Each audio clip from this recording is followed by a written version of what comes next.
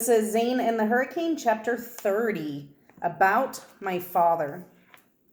We carry Bandy into Belinda's house, next door to the Last Chance Animal Shelter, and keep him wrapped in a special blanket. He's really got groggy from the anesthesia, and I'm worried he won't wake up, but he does with a little whimper of recognition. I tell him what a brave dog he is and that he probably saved my life by getting in the way of the shotgun, but he doesn't seem to care about it. He's just happy to see me. People will say you can't know what a dog is thinking, but that's pure baloney.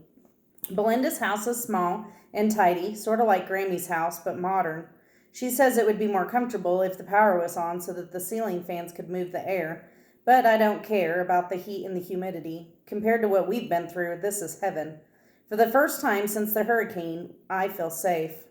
Melvina helps Mr. True to the couch so he can rest a while, but while Belinda fusses over him and makes him take a dose of antibiotics. The medicine is for large dogs, but she says it will work just fine on humans. She tells us he has sepsis, which is a blood poisoning, and we'll have to watch his temperature, but he's a tough old bird. First I'm a dog and now I'm a bird, he says. Make up your mind. That inspires Malvina to crack some jokes about dogs and birds. What happens when it rains cats and dogs? You might step in a poodle. Why do hummingbirds hum? Because they don't know the words? She goes on, but the jokes are so bad they hurt. Me and Mr. True are used to it by now, but Belinda laughs so hard she has to take off her glasses and dry them on her sleeve. I do love a sense of humor, she says, catching her breath. I can't tell a joke to save my life, but tell me, young lady, what were you thinking taking on an entire sheriff's department? Malvina shrugs. I was fed up, I guess. Belinda shakes her head in wonder. Girl, you're an itty-bitty thing, but you have the heart of a lioness. As if on cue, Mr. True starts snoring, and a moment later, Bandy is snoring too, and me and Malvina get into fits of giggles because it's so perfect, them snoring like a pair of chainsaws. While the two of them sleep, Belinda heats up some water on the outdoor grill and makes yellow rice and beans and the most amazing cornbread in this big iron frying pan. The three of us eat our fill by candlelight. It feels like a dream, a really nice dream, where we're all not running and hiding and being threatened. And then it gets even better because after the meal, Belinda goes to her van and comes out with a cell phone that is charging on the van's battery. This was a surprise. I had no idea. And I punch in my mom's number, and this time she answers. The connection is really bad. The cell only has one bar, but I don't have time to tell her even what happened to Bandy, but this much is clear. Mom wants me to stay where I am. She's already on her way. She'll come to me. That's fine. I'm not going anywhere. I'm feeling really good about how things are working out until I catch a glance of Malvina in the candlelight. She tries to hide it, but her eyes are wet, and it hits me what a selfish goon I am thinking about my dog, my mom, myself, me. So I tell her how sorry I am and that the first call should have been to check on her mom, not mine. And she says, nah, it's not you, stupid boy. She's crying for her mother. She doesn't care about her mother. Her mother can rot in jail for all she cares. She's crying because she's happy for me and that my mother is coming to get me and because it means I'll be leaving soon, and that makes her sad.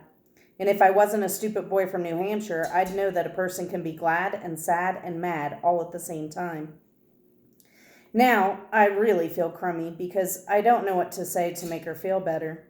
Belinda says gently, the boy has family here. He'll be back. Melinda folds her skinny arms across her chest and says defiantly, how are you going to find me if I don't know where I'll be? Because you'll be here with me, Belinda says. You and Trudell, this is your home now. I said you were family, and one thing you'll learn about me is I always say what I mean, and I mean what I say. Belinda puts Malvina to bed in what she promises will be her room to fix up any way she likes, and I bring a battery lantern into the living room and lay out some sofa cushions on the floor next to Bandy, who is still sleeping fitfully.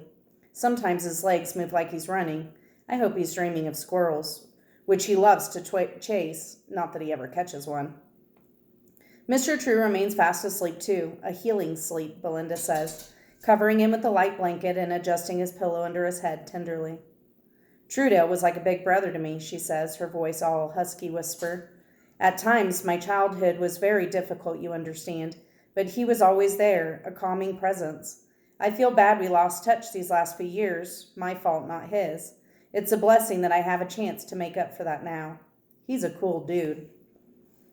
He's kind and loving man, is what he is. But you're right, he also happens to be a cool dude. Always was. That's something about Belinda that makes it easy to ask stuff, because the question pops out of my mouth before I have a chance to think about it. You said something about knowing my father. She shrugs and says, I knew him slightly. We lived in the same neighborhood and went to the same school, but Gerald was a year older than me. The Dupree in my class was his younger man, who would have been your Uncle James, had he had lived. That was a terrible tragedy, what happened. For my whole life, I've been telling myself it doesn't matter who my father was or why he did the things he did, because he was gone before I was born, but it does matter, and I guess I always knew that, way down deep. What happened? I asked. She looked surprised. You don't know? My dad never told my mom. She thought he was from Biloxi, and Grammy was going to tell me about it, but she didn't have a chance. Belinda thinks about it. Maybe we should wait for Miss Trissy. Gerald was her grandson, raised like her own son. He was my father. Good point, she says. Everybody in the neighborhood knows the story. Why should you be the only one who doesn't? It's not right to keep you in the dark after what you've been through. Trudell told me as much. So, are you ready? Here are the facts as I know them. Belinda explains that it was an accident, an awful accident. My Uncle James found a paper bag on the playground, and inside the paper bag was a gun, stashed there by a drug dealer. That's what everybody assumed. Belinda doesn't know all the details, but James and Gerald shared everything, and James showed off the gun to his big brother, fooling around. Gerald tried to take it away, and the gun went off. Those two loved each other, she says. So everybody understood it was an accident, a terrible accident. There was never any question of Gerald being guilty of a crime.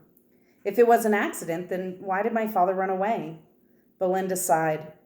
I don't know exactly, but it has to do with Miss Trissy. She was broke up bad, you understand, having worked so hard to raise these boys, and I expect Gerald thought she blamed him for what happened. For sure, he blamed himself. Must be he felt he had to go somewhere and start over, which apparently he did, because here you are, with the same eyes and the same smile and tall for your age, like he was. So my father accidentally killed his brother and then accidentally killed himself? That stinks. She nods. Yes, it does, but tragic accidents do happen in this world all the time. We prefer to think that they happen to someone else, but sometimes they happen to us or to someone we love. I hate accidents. Understood. You have a reason to, more than most. I'm only speculating about your father's motivation, but I do know one thing. You, young man, are no accident. You're exactly who he would have wanted you to be. Now get some sleep. Tomorrow is a brand new day. There's no way I can sleep, not with so much to think about, but I must have passed out from sheer exhaustion, or maybe relief, because the next thing I know, Bandy the Wonder Dog is licking my face awake, and my mother is coming through the door with the cry of joy. She's driven all night and day, all the way from New Hampshire to find her foolish son that lost himself in a hurricane and take him home.